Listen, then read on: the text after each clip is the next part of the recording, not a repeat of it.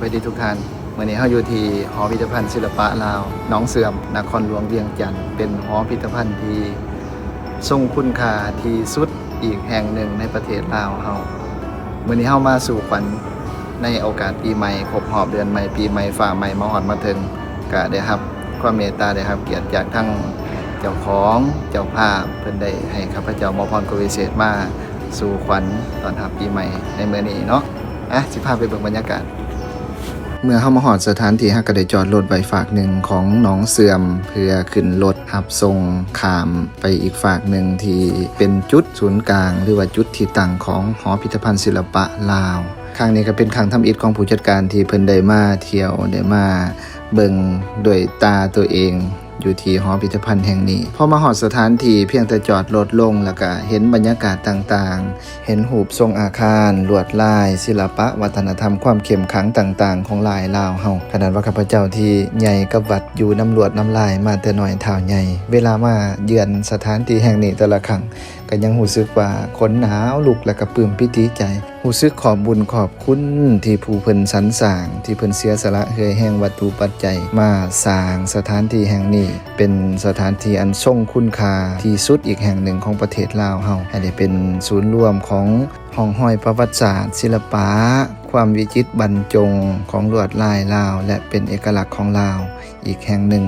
อันนี้ก็หลังจากที่เฮาย่างเข้ามาหอดสถานที่ทั้งเบื้องในก็เห็นถึงความเข้มขังยิ่งเข้ามาห้องสิริมงคลห้องที่เพิ่นเก็บหิบโฮมองค์พระพุทธรูปจากบอนต่างๆมาไว้อยู่นี่เป็นจุดวางแสดงองค์พระพุทธรูปปางต่างๆจากทั่วประเทศลาวตั้งแต่บูฮานมาจนฮอดปัจจุบันก็ยังเฮ็ดให้คนหนาวลุกขึ้นตื่มเพราะว่ารู้สึกได้ถึงความเข้มขลังรู้สึกได้ถึงความศักดิ์สิทธิ์รู้สึกได้ถึงความเป็นสิริมงคลเป็นโอกาสหนึ่งที่ครั้งหนึ่งในชีวิตที่ได้มาพบมาพออันนี้ก็หลังจากที่มาฮอดแล้วเวลาเฮายังหลายเฮาก็เลยพาผู้จัดการเพิ่นย่างเลาะย่างเที่ยวย่างชมลงมาสั่นลุมก็เป็นโซนของศิลปะลวดลายจากไม้จากเงาไม้โค่นไม้ต่างๆแล้วก็ที่เพิ่นแต้มซื้อฟ้าผนังแล้วก็อีกหลายๆอย่างหลายๆโซนถ้าเอาแท้ๆถ้าเว้าถึงความหลากหลายแม่นอยากให้ทุกท่านไปสัมผัสเองเนื่องจากว่าคือข้าพเจ้าไปนี่คันทายมาแล้วเอาลงจัก20-30 นาทีนี่ยังบ่หล่อนยังบ่ทั่วเพราะว่าไปฮอดแล้วสถานที่ค่อนข้างมีหยังให้เบิ่งหลายยิ่งขาไปเก็บรายละเอียดยิ่งเฮ็ดให้รู้สึกว่าบ่อยากออกมาอยากเบิ่งอยู่หันยางส้มยางเบิ่งยางเก็บเบิ่งรายละเอียดต่างๆอันนี้ถือว่าเป็นสถานที่หนึ่งที่อยากให้ทุกท่านได้ไปสัมผัสหลังจากพาผู้จัดการเที่ยวชมพอประมาณแล้วได้เวลาฮอดเวลาเฮาก็ได้มาฮอดห้องบอนที่จะได้ประกอบพิธีทำลาบาสีสู่ขวัญกับเบิ่งความเรียบร้อยในผ้าขวัญเพิ่นก็ตกแต่งงามหลายน้องๆผู้จัดการรวมไปถึงพนักงานเพิ่นก็เฮ็ดด้วยความตั้งใจปีละเทื่อเพิ่นเฮ็ดด้วยความปราณีตบรรจงย่องประดับประดาด้วยดอกจำปาอันเป็นสัญลักษณ์ของศาสตร์ลาวและดอกดาวเรืองและดอกไม้มงคลต่างๆเมื่อแขกผู้ใหญ่และญาติพี่น้องผู้ทรงคุณวุฒิทุกท่านมาฮอดมาถึงสถานที่แล้วก็จะได้เข้าสู่พิธีการทำลาบาสีสู่ขวัญก็สิเอาบรรยากาศมาให้ทุกท่านได้รับฟังไปนํกันเนาะที่การทำลาบาสีว่ามาเย่ควาน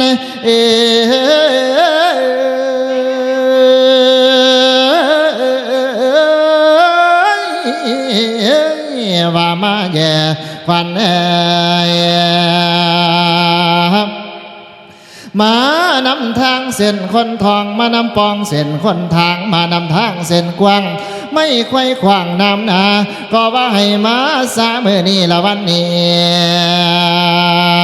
เมื่อนี้เป็นมื้อสันวันนี้นั่นเป็นดีเป็นวันดีที่ละแม่นมือห้องเอาผู้เฒ่าเกิดเป็นสาวก็ว่าแม่นมื้อนี้วันนี้ค่อยทานสิได้คล้องเฮือนก็ว่าแม่นมื้อนี้วันนี้เข้าเต็มสางล้นคือก็ว่าแม่นมื้อนี้วันนี้นอนหลับให้เจ้าได้เงินหมื่นคันว่าเจ้านอนตื่นให้เจ้าได้เงินแสนแม่นมือมาให้ได้แก้วมานี่สอดทอดให้บ่มาพานมานให้บ่มาบังเมียดฟงสาเนียดจังให้ห่างหา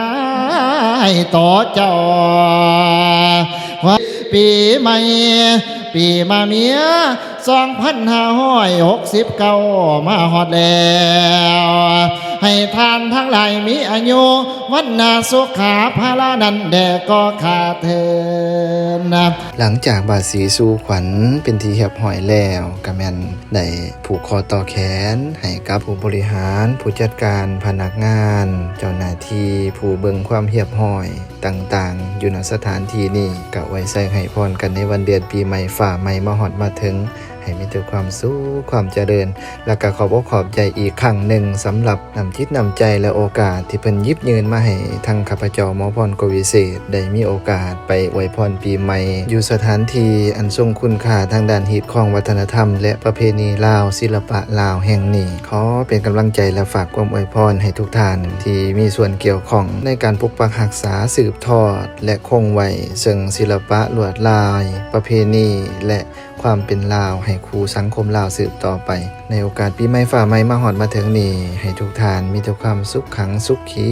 โชคดีมีไส้ทั้งพกทรัพย์เงินทองไหลนองหลั่งไหลเทมาการกุ้งหุงเฮืองลำรวยเบิดทุกคนทุกท่านและก็ขอบขอบใจผู้ที่เข้ามารับชมคลิปตั้งแต่ต้นจนจบหวังว่าคลิปอันนี้จะเป็นสะพานเสื่อมส่งต่อความทรงคุณค่าทางด้านศิลปะวัฒนธรรมลาวให้ทุกท่านได้ประจักษ์ให้ท่านทั้งหลายหักและหวงแหนความเป็นลาวเพื่อให้คนทั้งโลกได้ฮู้จักศิลปะวัฒนธรรมลาวเพื่อเป็นใบหน้าใบตาแก่ประเทศชาติสืบต่อไปเอาขอบใจทุกท่านเด้อเอาเป็นว่าคลิปหน้ามีอันใดก็ฝากกดไลค์กดแชร์และติดตามตอนต่อไปแน่เด้อขอบใจได้หลายไปแล้ว